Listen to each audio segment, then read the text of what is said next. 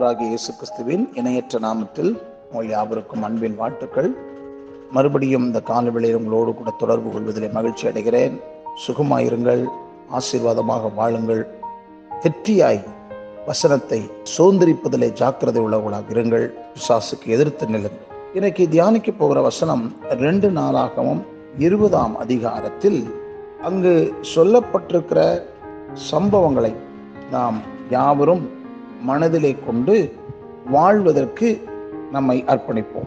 சங்கீதம் 50:23 ஸ்தோத்திர பலியிடுகிறவன் என்னை மகிமைப்படுத்துகிறான், தன் வழியை செவ்வைப்படுத்துகிறவனுக்கு தேவனுடைய இரட்சிப்பை வெளிப்படுத்துவேன்.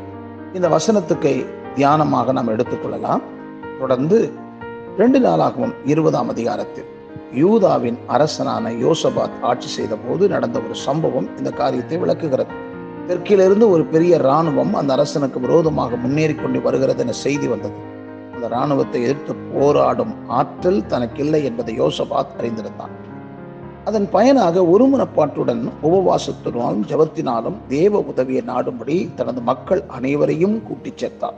தேவன் ஒரு லேவியின் மூலம் தீர்க்க தரிசன வார்த்தையை வழங்கி அவருடைய விண்ணப்பத்திற்கு பதிலளிக்கிறார்.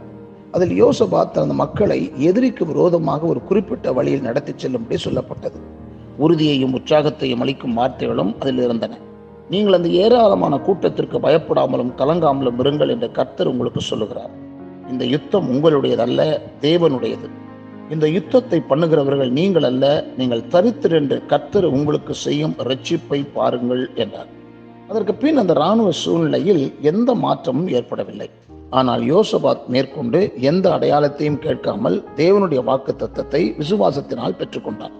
அடுத்த நாளிலே அவன் பரிசுத்தமுள்ள மகத்துவத்தை துதிக்கவும் ஆயுதம் அணிந்தவர்களுக்கு முன்னாக நடந்து போய் கர்த்தரை துதியுங்கள், அவர் கிருபை என்றும் உள்ளது என்று கர்த்தரை பாடவும் பாடகரை நிறுத்தினான். யுத்தத்திற்கு செல்லும் ஒரு இராணுவத்திற்கு நிச்சயமாய் இது வழக்கமான முறை என்று, ஆனால் அது கிரியை செய்தது. கர்த்தர் தம் மக்களின் துதியை கேட்டதும் இயற்கைக்கு அப்பாற்பட்ட தெய்வீக நிலையில் இடைப்பட்டு எதிர்கொண்டு வரும் இராணுவத்தில் இருந்த பல நாடுகளின் பிரிவினர்களுக்கு மத்தியில் ஒரு பிரிவினையின் ஆவியை அனுப்புகிறார்.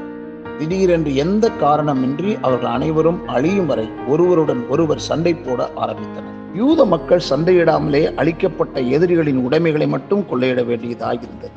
நம்முடைய மக்கள் வேறு எந்த உறுதிப்பாட்டிற்காகவும் காத்திருக்காமல் விசுவாசத்தினால் தமது வாக்குத்தத்தத்தின் பேரில் செயல்பட்டதனால் தேவன் விரோதமாக இடைப்பட்டார். 2 முக்கிய தத்துவங்கள் இந்த சம்பவத்தினால் விளக்கப்படுகிறதை பார்க்கலாம். முதலாவது, தேவன் அளிக்கும் வாக்குத்தத்தங்கள் நிறைவேறுவதை காணும்படி காத்திருக்காமல் அவைகளுக்காக நாம் அவரை துதிக்க வேண்டும் என்று எதிர்பார்க்கிறார். நன்றாக விளங்கிக் கொள்ளுங்கள். இரண்டாவதாக, விசுவாசத்தினால் ஏறெடுக்கப்படும் துதி நமது சார்பில் இயற்கைக்கு அப்பாற்பட்ட நிலையில் தேவனை செயல்பட செய்கிறது. சுருக்கமாக சொன்னால், வாக்களிக்கப்பட்ட வெற்றியை பெறுவதற்கு முன்பே விசுவாசம் தேவனை துதிக்க ஆரம்பிக்கிறது.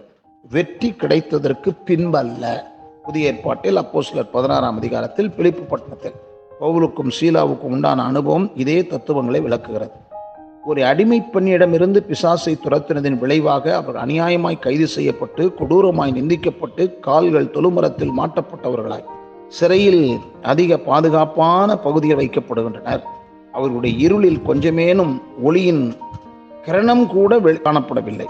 அவருடைய சரீரப்பிரகாரமான சூழ்நிலையில் அவர்களை ஆறுதல் படுத்தவோ உற்சாகப்படுத்தவோ யாரும் கிடையாது. எதிர்காலத்தை குறித்து எந்த நம்பிக்கையும் கிடையாது.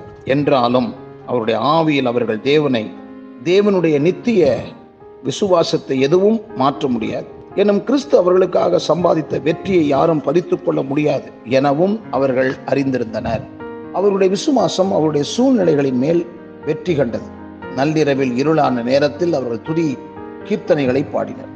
யோசபாத்தின் இராணுவத்திற்கு செய்தது போலவே அவர்களின் துதி இயற்கைக்கு அப்பாற்பட்ட நிலையில் தேவன் அவர்கள் சார்பாக இடைபடும்படி செய்தது. சடிதியிலே சிறைச்சாலையின் அஸ்திபாரங்கள் அசையும்படியாக பூமி மிகவும் அதிர்ந்தது. உடனே கதவுகள் எல்லாம் திறவுண்டன. எல்லாருடைய கட்டுகளும் கலண்டு போயிற்று. அப்போஸ்தலர் 16:26. யோசபாத்தின் இராணுவத்தின் அனுபவமும் சிறைச்சாலையில் பவுல் சீலா இவர்களின் அனுபவமும் நமக்கு கற்றுத்தரும் பாடத்தை சங்கீதம் 50:23 கர்த்தர் தாமே தொகுத்து கூறுகிறார். ஸ்தோத்திர பலியிடுகிறவன் என்னை மகிமைப்படுத்துகிறான், தன் வழியை செவைப்படுத்துகிறவனுக்கு தேவனுடைய இரட்சிப்பை வெளிப்படுத்துவேன் என்று அவர் கூறுவதை நாம் எங்கு பார்க்கலாம்.